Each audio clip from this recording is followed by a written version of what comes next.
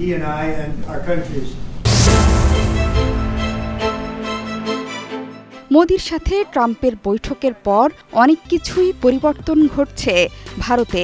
এর মাঝেই ইন্ডিয়া টুডের চাঞ্চল্যকর প্রতিবেদনটি বাংলাদেশ, ভারত এবং যুক্তরাষ্ট্রকে নিয়ে।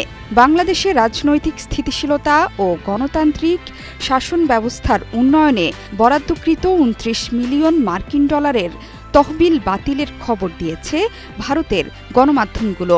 শুধু বাংলাদেশই নয়, বিশ্বের বেশ কয়েকটি দেশের জন্য নির্ধারিত বড় ধরনের সহায়তা অর্থায়ন বাতিল করে দিয়েছে ট্রাম্প প্রশাসন। এর মধ্যে আছে ভারতের ২১ মিলিয়ন মার্কিন ডলারের কর্মসূচিও।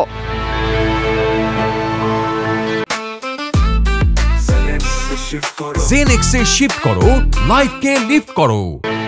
ভারতের গণমাধ্যম সহ আন্তর্জাতিক গণমাধ্যম বলছে, এই সিদ্ধান্ত নিয়েছে যুক্তরাষ্ট্রের নতুন দপ্তর ডিপার্টমেন্ট অব গভর্নমেন্ট এফিসিয়েন্সি। বৈদ্যুতিক গাড়ি নির্মাতা প্রতিষ্ঠান টেসলার প্রধান নির্বাহী ইলন মাস্কের নেতৃত্বাধীন এই দপ্তর বাজেট কমানোর অংশ হিসেবে অর্থায়ন বাতিলের ঘোষণা দিয়েছে। আন্তর্জাতিক সহায়তা খাতে ব্যাপক কাটছাঁট করছে প্রেসিডেন্ট ডোনাল্ড ট্রাম্পের নেতৃত্বাধীন নতুন প্রশাসন। এর অংশ হিসেবে ভারত ও বাংলাদেশের জন্য বরাদ্দ তহবিল বাতিল করা হয়েছে। যুক্তরাষ্ট্রের এই সিদ্ধান্তের ফলে বাংলাদেশের রাজনৈতিক স্থিতিশীলতা বৃদ্ধি ও গণতান্ত্রিক শাসন ব্যবস্থার উন্নতির লক্ষ্যে বরাদ্দ করা ২৯ মিলিয়ন ডলারের কর্মসূচি বাতিল হয়েছে। এছাড়া ভারতের নির্বাচনী প্রক্রিয়ায় ভোটারদের অংশগ্রহণ বাড়ানোর লক্ষ্যে বরাদ্দ ২১ মিলিয়ন ডলারের তহবিলও বাতিল করা হয়েছে। বাংলাদেশ ও ভারত ছাড়াও এই অর্থায়ন বাতিলের প্রভাব পড়বে আরও কয়েকটি দেশে।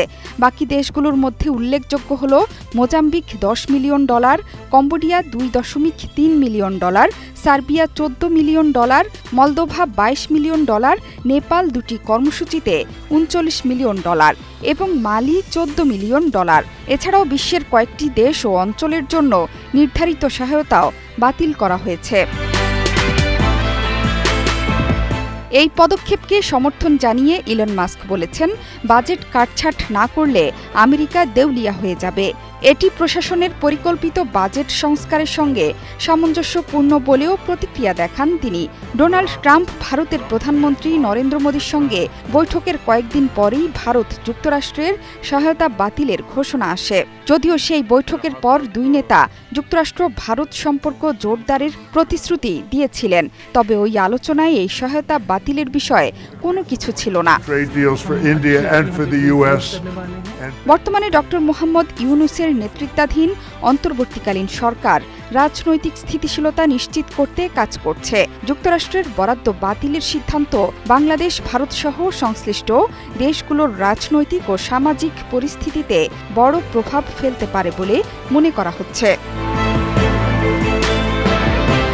জোহরা চৌধুরী সেতু, ৭১।